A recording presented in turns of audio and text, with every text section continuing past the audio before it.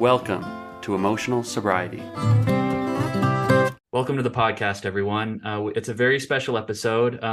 Much like the recently unearthed Final Beatles song, where Ringo and Paul managed to engineer one of John's old demos, we've used AI to reconstitute Tom. There's a version of him present now, and just to kind of bide our time while the real Tom makes his re-entry. But Right. we thought I wanted to give virtual Tom the proper introduction here. So Allen and I are here, and so is Fake Tom. How's it going, Fake Tom? Well, let me make it clear that so that people won't get confused like they did with the Beatles song. It's not. I'm not an AI version of me. They used AI to create me here. As I understand, they did that with John Lennon, and I don't want you to think there's a fake John Lennon or a fake Tom Rutledge walking around. It's like, no, we're real. It just took a little AI to get us here. And that's the extent of my technical knowledge. But I am thrilled to be back with you guys. I appreciate your support throughout this stuff, and I'm just happy to be back. Feels like I'm doing something normal today. I can't tell you how many people have reached out to me and said, "When's Tom coming back? When's Tom coming back? I miss Tom. I miss Tom. I miss his personality. I miss his perspective." And so I'm sure that after you speak, I'm supposed to come in and kind of help people understand what's really going on. You know, that's my job.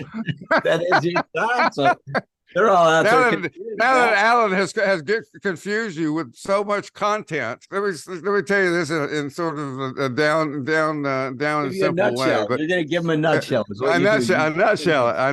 Absolutely. Have you happened to do any nutshells, or are you cooking any currently? Or the only nutshell I've done based on my recent experiences, one just my private one, which is there ain't no easy cancer. That's right. Because I thought because I had a cancer that had a high success rate of treatment and they say it was pretty easily treated, that kind of stuff. I mistook that for and you guys have mentioned my good attitude going into it. I think that was part naivete on my part, because I think I went in thinking this is going to, there's going to be a breeze or some kind of duck soup here. But what I've learned, and of course, I tell you, one in education, hang out with cancer patients for a while. We talk about the rooms. When I refer to the rooms now, I mean the AA rooms and the chemotherapy rooms, because there is wisdom in those places. I mean, and there are lessons to be learned in terms of people who understand what really counts. And I'll tell you the other thing. Here's one thing I learned that cancer patients have above all of us. They know how to dress comfortably. Mm. And I realized when I was wearing my house shoes around and going to the doctor's appointments with my house shoes and stuff, I look around going like I was fitting in just fine. You have the loosest sweatshirt on and your house shoes, and you're basically dressed like the dude on The Great Lebowski, and you're just walking around. You don't give a shit what you look like. It's just about being comfortable. And I don't know. I've met so many people, through people who were my treatment people, but also people who were in those rooms with me. We'll be writing coming out of it, but I don't have it now. It should go without saying, but I'm going to say it. This is one of the best weekends I've had in a while, because I'm looking at you right now. Well, thank you. When you went in to your treatment and you were talking to all of us, your attitude couldn't be better. You were it felt like you were very grounded and very kind of in recognition of the challenges ahead. But I would say your emotional sobriety was very keenly calibrated. And then you went into Mordor, and you've been there for the last few months. How was that experience then, encountering the beast with all your treatments and stuff? All that I've heard from so many people about things that I said on the podcast going in about positive attitude. I've had people quote me and say, "You said this and it really inspired me." And I'm thinking about where I've been through that. I'm going like, "Oh, by the way, I lost all of that." I mean, it's like I was an emotional drunkard according to our definitions. I mean, it's like it didn't happen all at once, but man, we try to learn from what we do right so we can repeat it. But we also know we learn from fucking up. I have a lot to work with coming through this thing, because it's like it was deep, it was dark.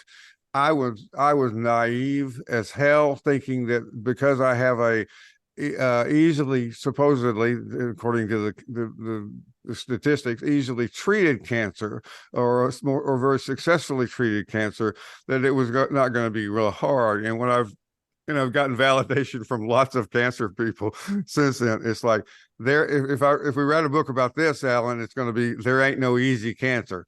It's like because I don't care what the cancer is, what they do to get rid of it is hellacious, and I'm grateful for it.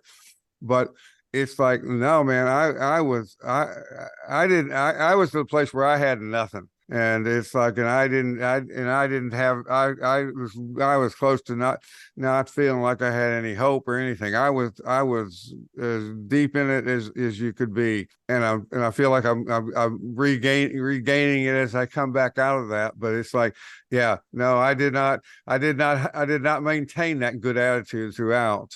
I hope I was kind to people around me. I think I was. I think I was kind to Dee Dee and people who were trying to help me. But it's like, and I'm always talking to people about not isolating. God, it's like it took Dee Dee everything just to let me have a friend come over and visit me. I had no, I told you I had no interest in watching TV. I had no interest in reading a book. I had no interest in talking to anybody. I didn't want to see anybody. It's like I was under it. I'm waiting for this to heal. People are saying this takes months to heal.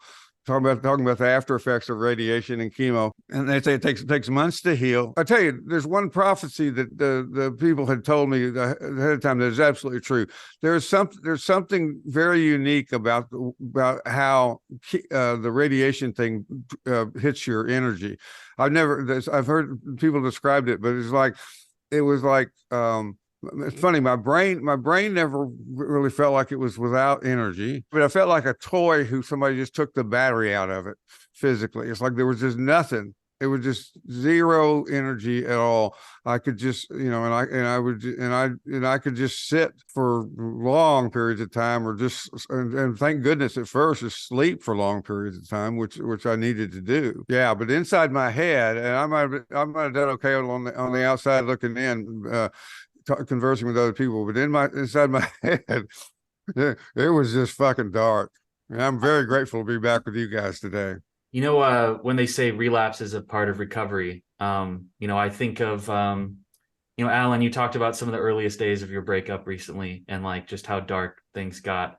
And Tom, you're describing your experience right now, and all the different ways that we kind of like, we drift to the edges, be that from a recovery from drug and alcohol, or some kind of like a nutrition program or whatever. But it is a continuum. Emotional sobriety is a continuum, right? And it's a practice. And I think that this is like an object lesson, and there can be extreme zags in terms of like, the places that we find ourselves. And just like feeling bad isn't an indication that our recovery is going poorly, going through this like extreme period of malady, is understandably things are going to get dark. You will isolate. Your body will need to recover, but it's all part of the sauce, right?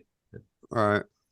Yeah, when you can, and when the energy was so low, I mean, the bottom line is I wasn't panning back at all. I talk about that a lot, panning back, seeing the bigger picture. The thing I think about this with this vest I'm wearing, because Alan sent me this vest earlier on, nice, heavy, warm vest, and I told him it became my security blanket.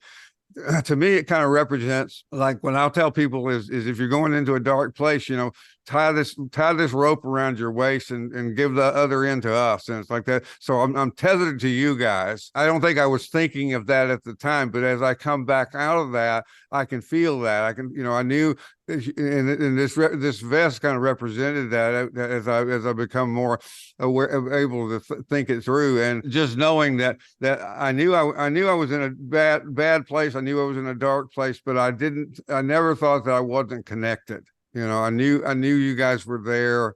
I think that you were asking earlier, Patrick, why some of my messages were my worry that I was letting you guys down. I think that was now that I'm just now getting that. I think part of my old codependency coming back is I'm afraid I'm fucking up. And I need you guys like like I've never needed you before, and I think maybe I have neglected my relationship with you guys so much that you're not going to be there. And so when I texted you guys at one point, and you guys both texted back immediately, it was just like that was one of the best things of my whole life. At that point, I cry when I think about it. It was like just relief that. And you both just texted back, no, we love you. It's like we're right here, and we want you back. And so so I really, that's a good lesson coming out. Realize I was never disconnected, but that rope was extended way down. It sounds like it was for you too, Alan. Yeah, it was, Tom. It really was. There's nothing you could do that would ever alienate me from you, man. I love you. Nothing in the world. And I've been here with you through the whole thing, and I was hoping the vest would be exactly what it means to you, man. I mean, it's you. When I saw it, I said, I got to get this for Tom. This is Tom.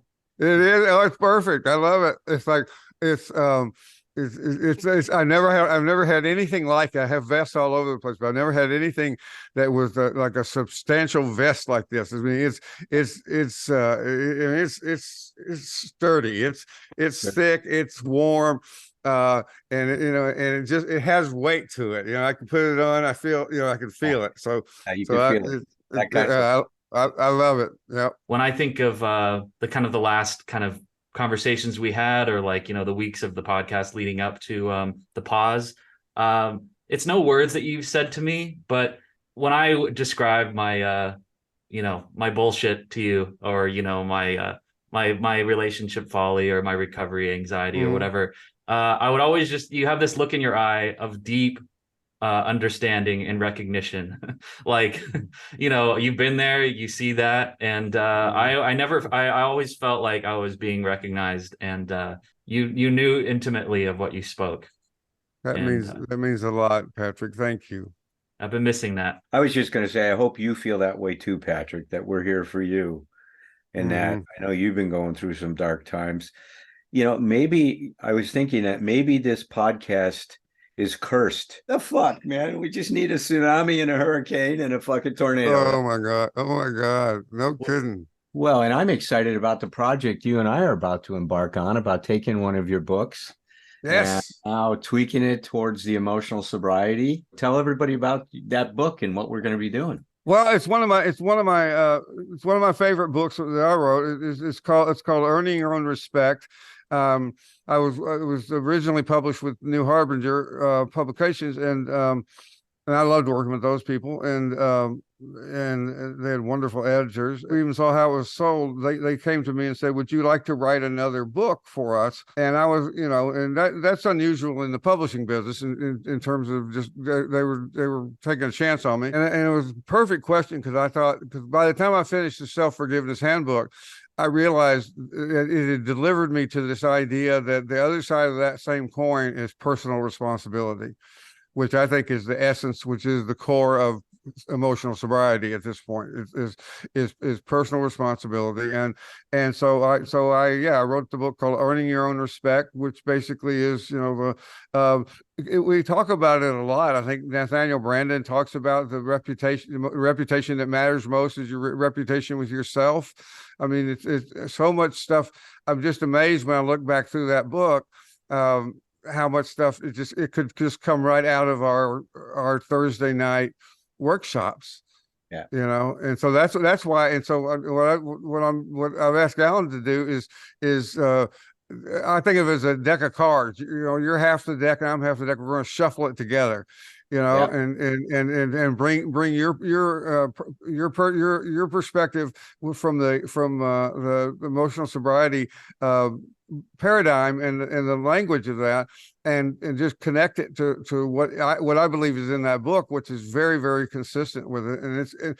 And it's just going to be fun to have this project with you.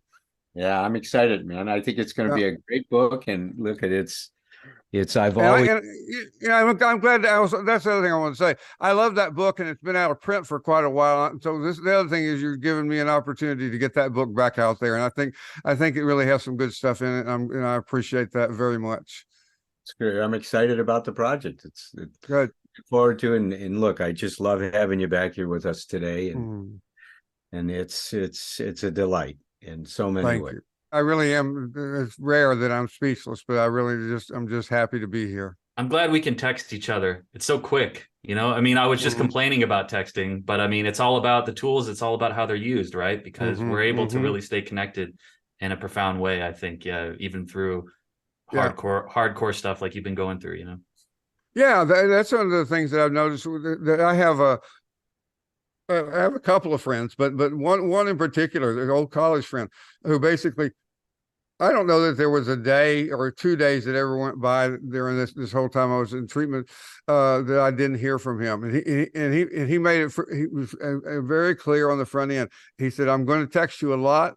He said, "You don't have to respond at all." He said, "I know you're going to be busy. I know you're not going to be feeling good." And I knew he meant it. And he just has stayed connected to me through the whole thing. Very brief little text. Sometimes something very touching and kind. Sometimes just something funny. But and I have responded a lot easy to him because there's no expectation. And so what I say is, if that's the gift you can give somebody who's going through something, is give what you can without expectation of recognition coming back, because it's like, you can feel, from this end you can feel like, oh, I got this letter from somebody, or I got this card and I need to respond.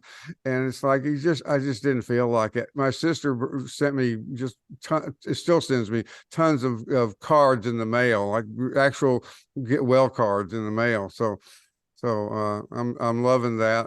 And there's nothing expected in return. I loved it. The sooner any of us can learn that lesson, just to free the expectation from the gesture, right? I Yeah. mean, it came to me later than I would have liked, but better late than Well, never, right? and it's one of the main tenets of emotional sobriety. I mean, Bill Wilson says it in his stuff. It's like, wherever we're in distress, go ahead, go look. He didn't say go look and see if there is an unrealistic expectation. He goes, there are unrealistic expectations. Go find out what they are, because that's how we set ourselves up. Well, I just had one flash with what you've gone through, what I've gone through, what you've gone through, Patrick. Is I was listening to this one podcast that these two female authors did, and they said one of the biggest mistakes they made in their life, and I never realized this to be an expectation until they talked about it. They would take today's reality, they'd highlight it, then they'd cut it, and then paste it in tomorrow, thinking everything's just going to stay the same. Oh, wow. It's the That's cut and amazing. paste mentality. And I didn't realize that. It's like in my marriage. I thought my marriage was just going to continue on the way it was continuing on, and it was just going to be this way. And then all of a sudden, it's not at all what I thought it was. Wow. And look, we went through that experience with you, Patrick. You've just gone through that experience in your relationship, with your Maddie. I mean, it's such an unconscious expectation that we just want things to stay the same. And the Which, mistake we make so often, which is assumption. that's it, man, isn't it? It's a part of this, and you don't realize it. I mean, my first reaction to what happened, you guys saw it. I mean, I was blown away. I was upset about it. I objected to it. How could this happen? How could you do this to me? How could Yeah. you do this? I mean, but people change. People change. I change. You change. We all change. And this idea that it's just we're going to stay the same is such an oversimplification of life. Mm-hmm. Well, it kind of dovetails with, I mean, it has to do, right, with like, we want to believe that we're always going to be here, right? We want to believe that I think it might be part of that denial as well. That's right. Ernest, I think it was Ernest Beck, wrote this wonderful book called The Denial of Death. And he's a sociologist, and he looked at our relationship to death. And that's one of the things he talked about is that we just don't want to face it. Ernest Becker. That's who it was, I believe. Hmm. We just don't want to face it. We just do not want to face the reality. I would You prefer know, not to. And, and he won a Pulitzer Prize for the book. It was brilliant. The Denial of Death. But look, this is maybe a non sequitur in some ways, but I wanted to share with you guys something that's happened over the last 48 hours in my life, which has been to me just kind of one of those, oh my God, life is amazing moments, right? That we have those. This is the other side of the are you kidding me? Life sucks moments. yeah, This right. is the life is amazing. So, there are always the two sides, right? There's always going to be Mhm. the light and the dark. There's going to be happiness and sadness. There's going to be joy and sorrow. I mean, they're always going to be part of us. So this is the life is amazing story. I think we Yeah. maybe can have all three of us can use a little bit of life is amazing story, right? Yes. Yes. I'll So, take it. so I went to the Jersey Shore Roundup this weekend. And I got there because there was a group of about 16 guys that were introduced to my book, 12 Essential Insights, by their sponsor, Jimmy. And Jimmy said, hey, you guys, I just happened to find this book on emotional sobriety. We're going to take the next year and we're going to work through this book. We're going to take a chapter almost every month and we're going to digest it. We're going to be meeting, talking about it. We're going to answer Dr. Berger's, do his exercises at the end of the chapter, and I'm going to give you guys additional writing to do, and we're going to dig into this thing. So they're digging into it, and one of the guys decides to reach out to me and says, hey, man, are you available to do some personal consultation with me and work with me individually? I said, I'd love to. Mm-hmm. So at our last session, he says, a bunch of the guys that are going to this Jersey Shore Roundup, would you be interested in coming down even just for a morning and saying hi to everybody, meeting everybody? I said, look, I'll sign up for the work for the weekend and come and spend part of my time down there. I had a speaking engagement last night that you'll hear about in a minute. So I go down, I'm hanging out with these guys. It's amazing. It's so much fun to people that know you and that you don't know them, but they know you. Yeah, they know you. It's a weird thing, isn't it? It's a weird thing, but they're really excited to meet me. I mean, one story was incredible, but this isn't the one I was going to share with you, but this is worth talking about too. So this guy came to me. This guy's name is Tommy. He says, you got 10 minutes for me to share with you. I go, of course. What do you want to share? He says, about 2 years ago, I broke up with this gal I had been in a relationship with, and we were having all kinds of problems. We broke up, and I went through this relationship, and I had these medical problems and stuff like that. And then we start working on your book. And I go, I'm starting to realize all of the things that I was doing in that relationship that were causing problems. He said about 3 or 4 months ago, I end up meeting my ex. And she says, you got a minute? I want to talk to you about something. She goes, well, what is it that you want to talk about? She goes, I've just been exposed to some new ideas and I wanted to share some with you. She goes, I went to a workshop and I'm reading this book called 12 Essential Insights. Oh, wow. Wow. So they're working on this stuff parallel, right? Parallel. No idea at all that they're both doing it. They get together and they start going, oh my goodness. So ever since then, they've been showing up every Thursday night. They're back together again. They're working the program. Their relationship is better than it's ever been because of the principles we've been teaching them and because of the stuff in the book. So that was one of the things that happened. But the other thing that happened is that in my book, I talk about Tom and Flowbird, right? On that chapter of finding a purpose in your life, right? So one of the guys in the group, he's kind of a nerd and self-proclaimed. And he started to research grapevine articles to see if Flowbird had written anything. So it turns out in 1970, shortly after I met Tom, Flowbird wrote this article. And I want to read it to you guys real quickly.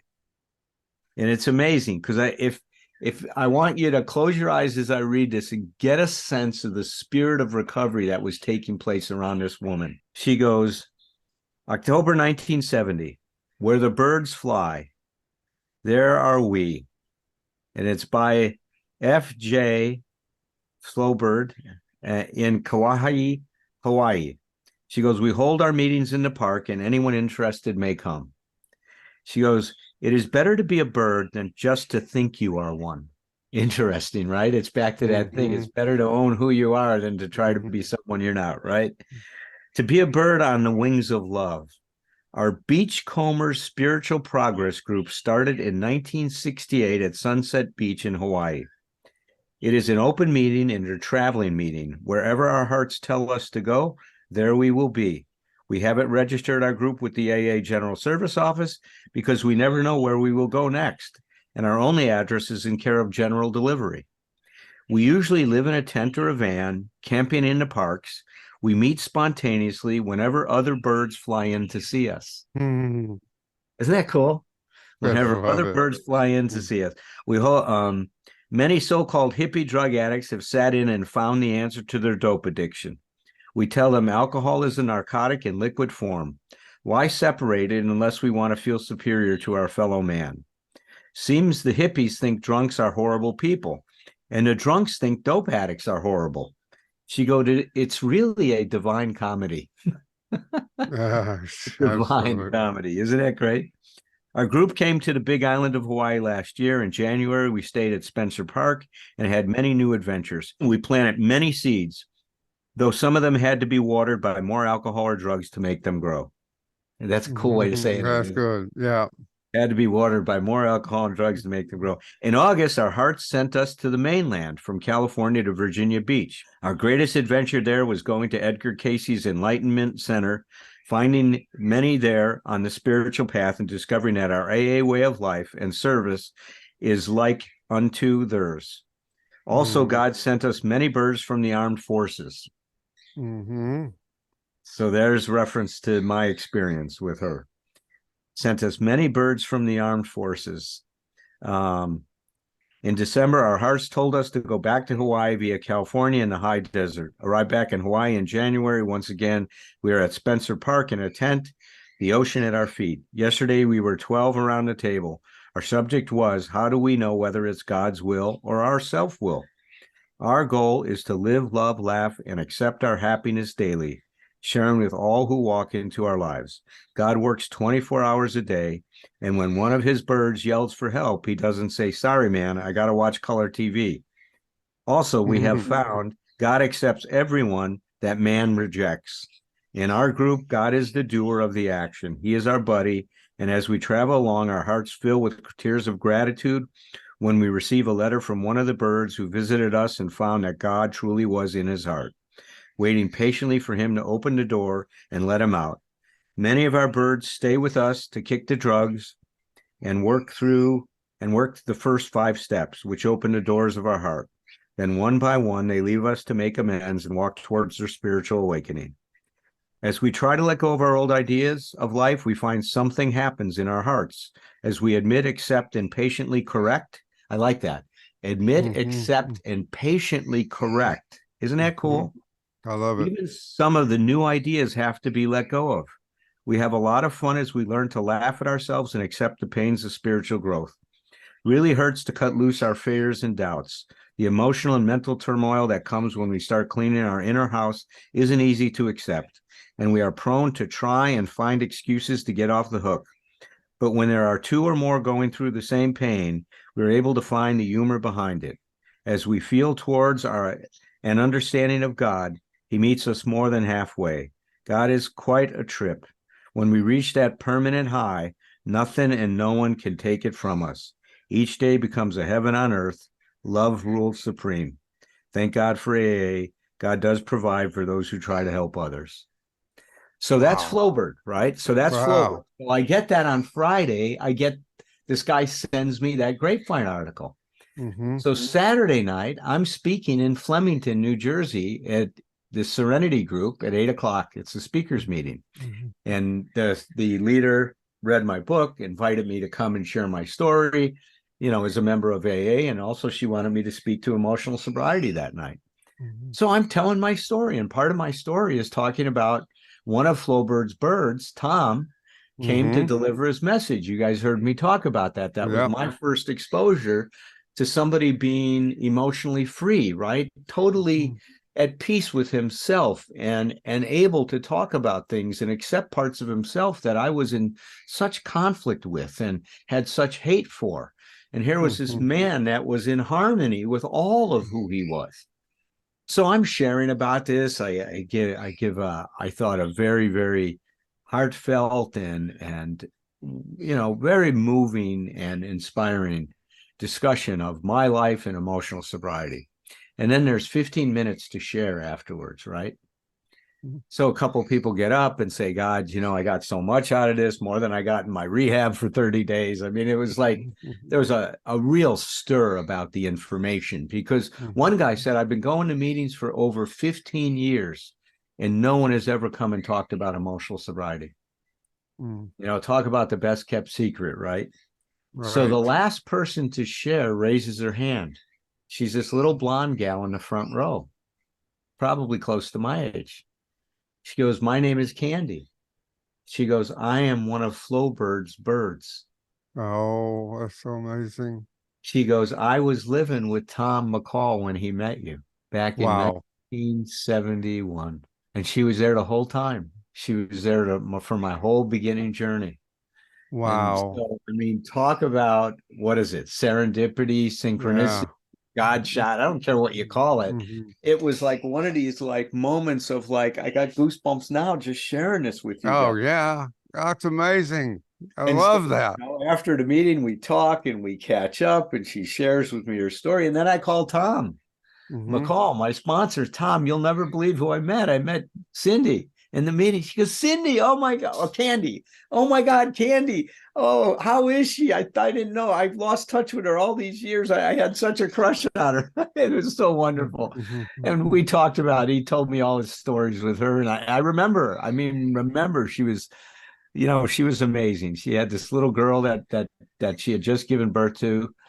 And was going to all the meetings with her. I mean, it was what a neat experience this was, to see the connections, man. Amazing. And the feeling. I love that. Oh, life is amazing. I mean, look at how that all went down, man, in 48 hours. Well, the way I look at it, or the way I choose to look at it, is, you embark on the journey of recovery, and it's just a seed. And then the longer that you push ahead, this whole forest sprouts. And, these connections, that you foster over time. And, you have a full life, and you've touched a lot of lives. And it seems inevitable to me that those people are going to circle back at some point.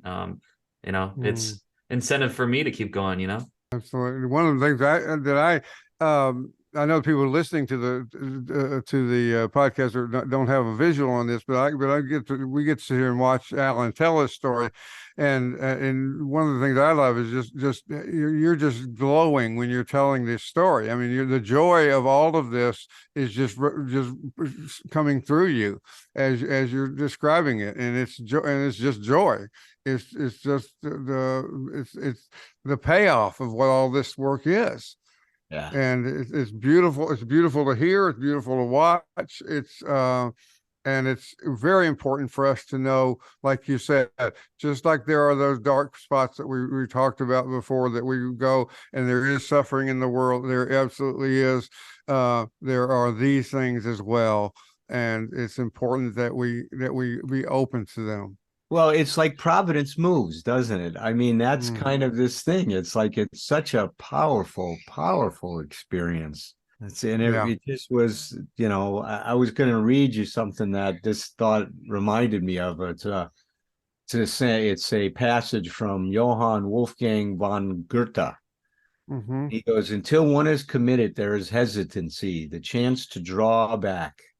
Always ineffectiveness. Concerning all acts of initiative and creation, there is one elementary truth, the ignorance of which kills countless ideas and splendid plans, that the moment one definitely commits oneself, that providence moves too.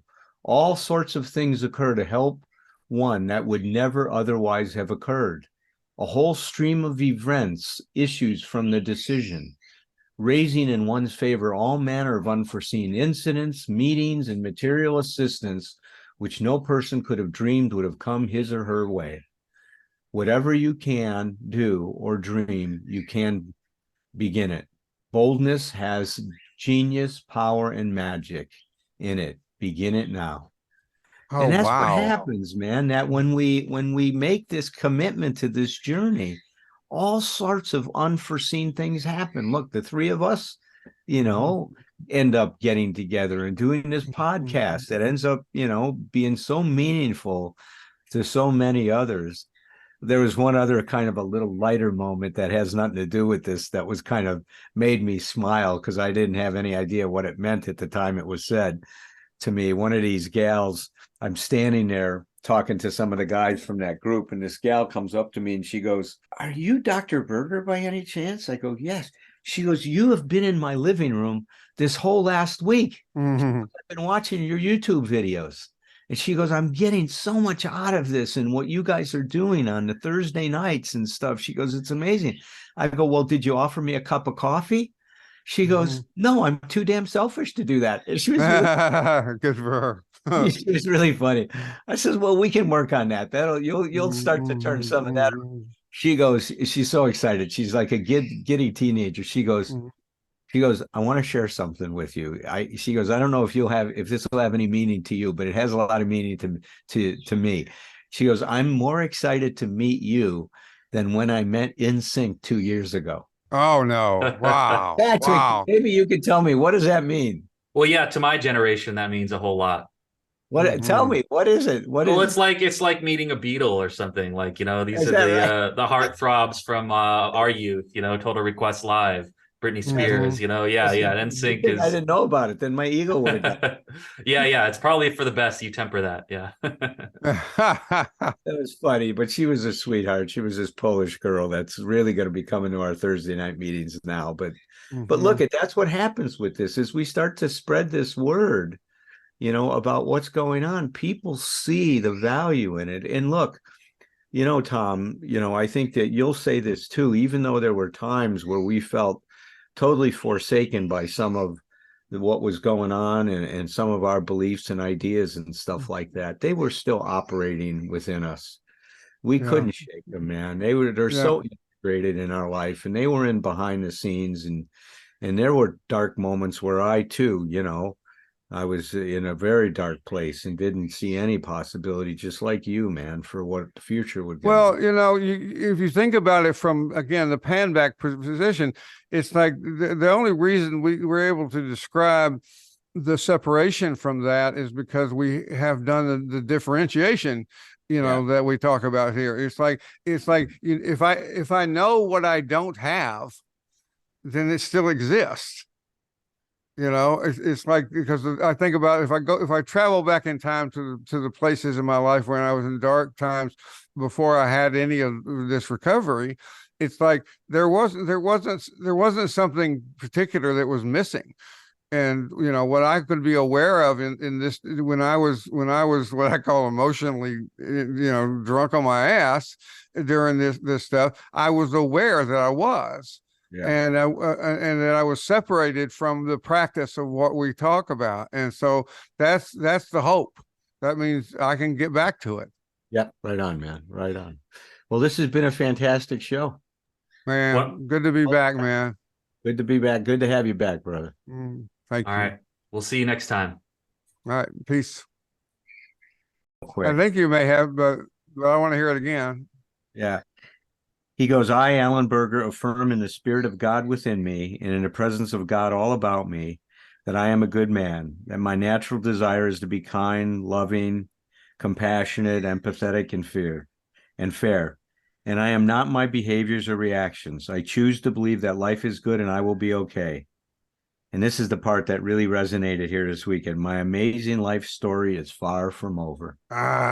No, you hadn't read that to me. I love that, the whole Isn't it thing. great? I Yes. affirm this and accept this now, so God help me. What came to mind when you were walking us through your serendipitous moments is how, like, we need to rekindle that fire from time to time. The heat kind of dissipates, I think, from some of this wisdom and some of these lessons, and that any opportunity we have to remind each other of those things, and kind of like keep each other close to the warmth, I think. And remind ourselves, obviously, but like it needs rekindling for sure. Well, that's right. And it actually reminds me of something. The very first person who ever hired me to do an alcoholism job back in whatever 79, I think, and long before I was sober. But it was a place called Samaritan Center where I was going to do group therapy with DUI offenders. And back then, DUI offenders were people who had like sometimes 20 DUIs. It was before the new DUI laws. I mean, no, they didn't let nobody let us stop them from driving and drinking. One of the things this woman said to me, she said, never, I probably said this to you guys before, but she said, never think you know where your help goes. Because she says you don't know. She says you don't know if it goes. You're talking to somebody, maybe that helps that person. Maybe it doesn't help that person. Maybe that person says something to somebody else who says something to somebody else. You just never know. And especially when we start talking about putting out stuff with videos and writing and this kind of stuff, it's so cool just to see what the ripple effect does and how far this spreads and what pieces of it touch other folks. And I don't know about you, but sometimes when people will say to me, you something really changed my life in the book, and they'll tell me which part it was that really impacted them. It may not seem that big to me, or I may not even remember it. Ever writing it, but it's like it was, they say, no, this was so important to me that you said this. And it's like, and that's what you're talking about there, Patrick, is we need to take that seriously and no, that's real. And we are participating in this giant, wonderful project. Well, cool. So we've lately, Tom, we've just been kind of playing this by ear week to week in terms of the scheduling and everything. So we'll continue to do so, and we'll just like stay in touch with each other. Okay. And hopefully, next week we can do it again. Yeah, I'm hoping, I mean, I can have bad days in some of this stuff, but I appreciate your patience if I do. But for the most part, I'm hoping I'm back. So. And you made a little jest when I told you earlier, Tom, but you really do look good. I mean, this could just be that initial rush of after being Tomless this whole time. But I'm not bullshitting you. I know, but my this is what happened with radiation. My beard is burnt off. Yeah, I saw that. Oh, I didn't even notice that. No, I haven't shaved. They burnt my beard off. Oh shit! It's weird being and I have lost. I do have bald spots in the back of my head. So yes, yeah. So yeah. Yeah, it's like so does Jeff Bezos, but look at all he's accomplished. That's good. That's good. Well, I'm hoping mine's coming back. We'll see. I love you, man. Love you both. Tend your life, tend your myth, cultivate your narrative with whomever you're with.